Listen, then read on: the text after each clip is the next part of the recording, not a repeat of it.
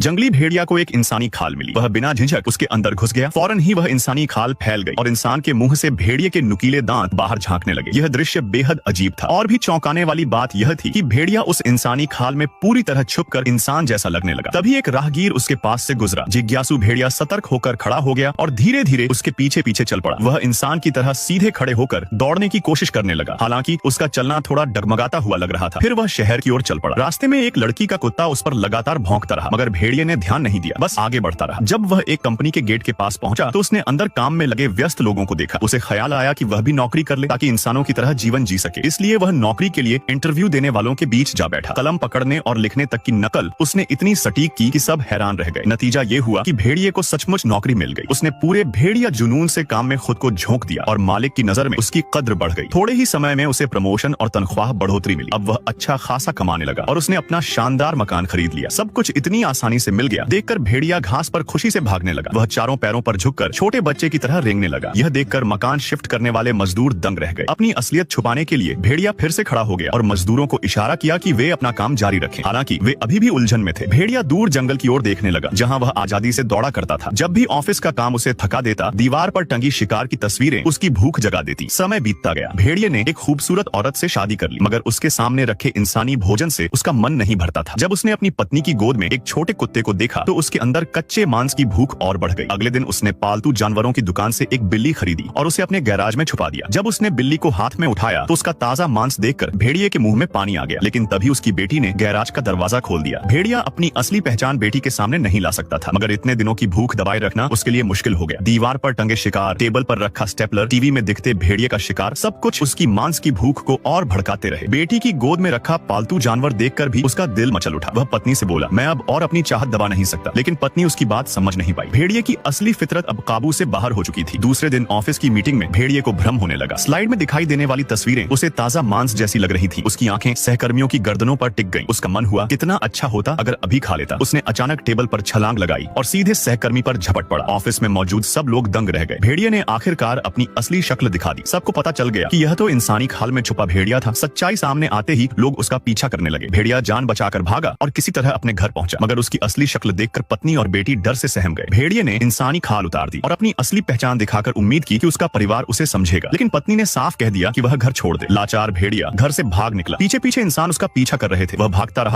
रहा और अंततः अपने पुराने जंगल के दरवाजे तक पहुंचा। लेकिन अब वह जंगल भी इंसानों की बस्ती में बदल चुका था। भेड़िया हताश होकर सड़क के बीच खड़ा हो गया। तभी एक तेज रफ्तार कार ने उसे कुचल दिया। राहगीर यह देखकर संतुष्ट होकर चले गए। थोड़ी देर बाद दो सफाई कर्मी आए। भेड़िए की लाश को एक प्लास्टिक बैग में भरकर कचरे की तरह नदी में फेंक